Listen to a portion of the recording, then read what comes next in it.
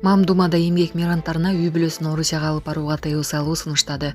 Эмгек мигранттары Орусияда үй бүлөсүз иштеп, келишим бүткөн соң мекенине кайтып кетиши керек. Бул тууралуу 17 августта Справедливая Россия за правду партиясынын лидери, мамлекеттик думанын депутаты Сергей Миронов билдиргенин чет элдик басылмалар жазышууда. Эгер чындап эле кайсыл бир аймактарда мигранттар жумушчу күч катары керек болуп жатса, макулдук берели. Бирок көптөгөн аймактар алардан баш тартып эч нерсе болгон жок. Эгер такыр болбой жатса, анда үй бүлөсүз келишсин. Келди, иштеди, акчасын алды, кетти деп бөлүштү ал ТАСС агенттигине. Миронов бул чара Орусияда бала бакчалар жана мектептер үчүн орун жетиштүү болушуна өбөлгө түзөт деп белгиледи. Колуңарга бир нерсе жугуп калабы? Садыр Жапаров тазалык боюнча кайрылуу жасады.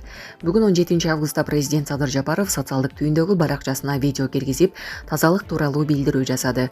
Өлкө башчысы Ысык көлдүн жээгин жөө кыдырып, 1 метр таза жер жок экендигин билдирди. Болгону 1 километр жээкти видео тасмага тартып алдым.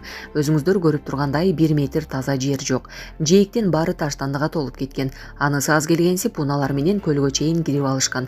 Көлдүн жээгине 100 метрге чейин кирбеш керек деген эрежени билишпейт. Абдан өкүнүштүү. Ысык көл бизге бүгүн эле керектей колдонобуз. Тартипсиздер менен баарлашып көрүп, 20, 30, 40-50 жылдан кийин да урпактарыбызга таза табият керек деген нерсе бир дагы жараныбыздын оюна келбей турганын билип абдан өкүндүм. Жээктеги тартип бузган, таштанды таштаган, унаа менен көлдүн ичине чейин кирип алган эс алуучулардын 100% өзүбүздүн жарандар экен, деди президент. Жапаров бул билдирүү бир эле Ысык көлгө гана эмес, бардык эс алуучу жайларга тиешелүү экендигин айтып, келечек муунга да жаратылыш керек экендигин эскертти. Урматтуу кыргызстандыктар, келгиле, табиятыбызды таза сактайлы. Өзүңүздөрдүн таштаныны өзүңөр жыйнай кетсеңер, колуңар сынып калбайт го акыры. Табият силерге бүгүн эле керектей колдонбогула да. Биздин кийинки муундарга да табият керек экенин унутпагыла. Эң жок дегенде эс алуудан кетип атканда таштаныны карап туруп, эртең ушул жерге балам, неберем, чөбүрөм келип олтурат го. Тазалап кетейинчи деп тазалап кетсеңер, колуңарга бир нерсе жугуп калабы? Бүгүн сен олтуруп таштаныда. Сонун жаңылык. Сиз билген жана ишенген Умбем клиникасы эми сизге дагы да болсо жакыныраак болду. Анткени бизде жаңы филиал ачылды. Андыктан келип, өзүңүздүн жана жакындарыңыздын ден соолугуна кам көрүшүңүздү сунуштайбыз. Биздин жогорку даражадагы дарыгерлер төмөндөгү адистиктер боюнча кабыл алат: стоматология, гинекология, терапия, лор, хирургия, педиатрия, урология, УЗИ жана башка адистиктер. Лабораториялык анализдин 5000ден ашуун түрү алынат. Жогорку даражадагы стерилизациялоо. Биздин дарек ВДНХ метросу, Кондратюка көчөсү 2. Телефон номерибиз 8925 103 22 55. Кабыл алууга алдын ала жазылып келүүңүздөрдү суранабыз. Умбем клиникасы. Сиздин ден соолугуңуз, биздин камкордук. Чочко сарай кылып кеткен жерге эртең балаң, неберең келип олтурарын эстен чыгарба. Ошолор келип сен таштап кеткен таштандыга олтурганда кандай абалда болорун элестет. Бул кайрылуум бир эле Ысык көлдүн айланасына тиешелүү эмес.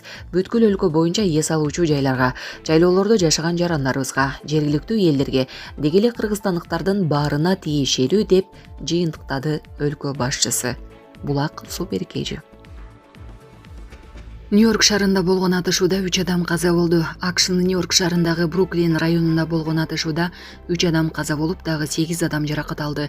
Бул тууралуу Нью-Йорк Пост басылмасы полицияга шилтеме берип жазды. Watching the Sun басылмасы түнкү атышуудан кийин жок дегенде 7 адам жаракат алып, ооруканага жеткирилгенин кабарлаган. Бардык жабыркагандар ооруканага жеткирилген. Алардын абалы тууралуу маалымат азырынча берилген эмес. Полиция учурда кылмышка шектүүлөрдүн өздүгүн тактап жатат. Жалалабадда 2 көчө ремонттон кийин колдонууга берилди. Бүгүн 17 август күнү Жалалабад шаарынын Спутник кечи шаарчасындагы Жеңи жок көчөсү жана Мадияров көчөсүнүн бир бөлүгү пайдаланууга берилди. Көчөлөрдү ачылуу аземине шаар мэри Эрнестбек Ормоков, шаардык кеңештин депутаттары жана шаар тургундары катышты. Бул тууралуу мэриядан билдирди. Маалым болгондой, аталган көчөлөрдү реконструкциялоого республикалык бюджеттен 98 миллион 743 миң сом акча каражат жумшалды. Жеңи жок көчөсүнүн узундугу 1243 метр, туурасы 14 метрди түзөт. Мадияров көчөсүнүн узундугу 243 метр, туурасы 8 метр. Беле кетсек, Жеңи жок көчөсүнүн эки тарабына тротуар курулуп, темир бетон арык коорлары да жаткырылды. Жеңиш чокусунда италиялык альпинист каза болду. Коргоо министрлиги куткаруу иштерин улантууда. 16 августта жеңиш чокусунан түшүү учурунда Германия жана Орусиядан келген 2 альпинист жарандары жаракат алып, Италиянын жараны каза болду. Бул тууралуу Коргоо министрлиги Супер KG порталына билдирди. Маалым болгондой, аларды эвакуациялоо үчүн Аксай Travel жоопкерчилиги чектелген компаниясына караштуу 6 куткаруучу жана учкучтар тобу менен Mi-8 МТВ тигучагы жөнөтүлгөн. Бирок тигучак тоолуу шартта жана татаал аба ырайынын айынан катуу конууга мажбур болду. Экипаж мүчөлөрү жана куткаруучулар аман калып, ар түрдүү жаракат алышты. Алардын абалы жашоого коркунуч жаратпайт. Окуя болгон замат Коргоо министрлиги тиешелүү кызматтар менен биргеликте куткаруу операциясын уюштурган. Mi-17 БМ тигучагы куткаруу жана эвакуация иштерин жүргүзүү үчүн жөнөтүлүп, ал саат 12:52 окуя болгон жерге жеткен. Күндүн аягына чейин Mi-17 БМ тигучагы бардык жабыркагандарды Каракул шаарынын аэропортуна жеткирип, алар андан ары ооруканага жөнөтүлгөн. Ошондой эле түндүк Эңилчек тилкесиндеги 13 куткаруучу Чарыкудук лагерине жеткирилген. Жабыркагандардын абалы канааттандырарлык.